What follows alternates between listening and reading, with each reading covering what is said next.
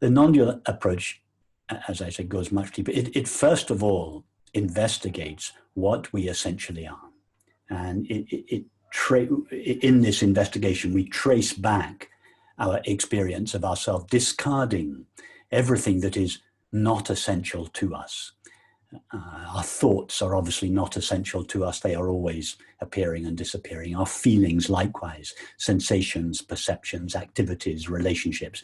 These are all elements of experience that are added to us. They remain for a while and then they leave us. But what is the us? What is the essential, irreducible element of ourself? And if we undergo this experiment, and it's a very simple experiment, anybody can do it, we end up with just our simple being, our simple self-aware being. It's like undressing at night. When we go to bed at night, we take off all the layers of clothes. Each layer is, of course, superfluous to us. The clothes are changing all the time. And we get to our naked bodies, that element of ourself, relatively speaking, that cannot be removed. That is our naked being. Well, if we do the same thing relative to our experience, and we take off, so to speak, our thoughts, feelings, memories, sensations, perceptions, activities, and relationships, we end up with pure awareness. And this is a pure self-aware being. So this is the first great discovery. And that's what we share, is that? Yeah, well, I was just going to say that the first step is the discovery, I am awareness. This is not yet what is referred to as enlightenment or awakening in the traditions. Then the next step is to investigate the nature of the awareness. So to review, so we took off all of the layers of identity, and then we got to the most primal, most first principled, which was the awareness. Yes, we took off everything that we were identified with, everything that we thought was essential to us, thoughts, feelings, etc.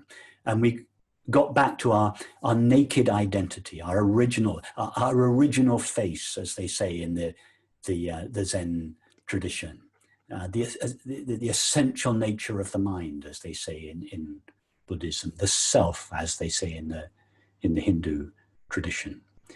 So that's the first discovery. What I essentially am is simply the fact of being aware, or awareness itself. The next discovery is to discover the nature of the awareness that I am, the discovery that it is ever present, that it has no limits, and that its nature is inherently peaceful and unconditionally fulfilled. And that this is the recognition that is traditionally referred to as enlightenment. So I would say this was the second recognition. Happiness is my nature. Yes. The third great recognition. That meditation is not something that we do, it's what we are. We are the happiness, the bliss, the infinity.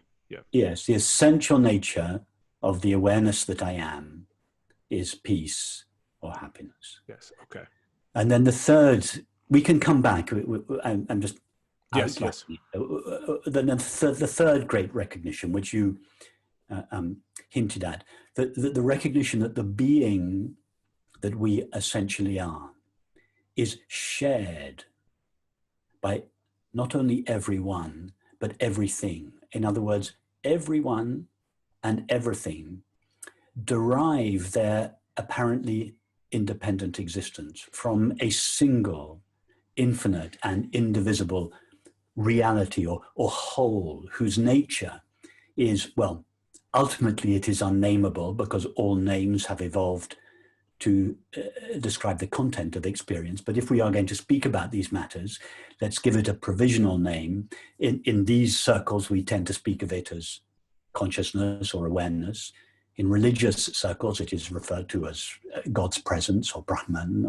But in common parlance, it is referred to as I, myself, my being, the one infinite and indivisible reality, which doesn't connect us all, because in the ultimate analysis, there is no all. There is not a multiplicity and diversity of objects and selves, each with their own independent existence, to be connected. In the ultimate analysis, there are no independently existing objects or self. There is simply a single, infinite, indivisible whole, which is refracted through the prism of the finite mind and appears as many things and many people. Yes, So yes. as a concession to the belief that there are many things and many people, we can say that we all share our reality. But in the if we really want to try to be more accurate, in the ultimate reality, that there is no we. There are no separate objects or selves, either to be united or not to be united. There is simply the unity of being that appears as this multiplicity and diversity. And the recognition, we are speaking of this in intellectual terms and analyzing it with the use of our rational mind. But the recognition that we share our being is a familiar recognition that millions of people, I would suggest that everybody has some taste of, and that is the experience of love. Love is the recognition that we share our being. Yeah. Yeah.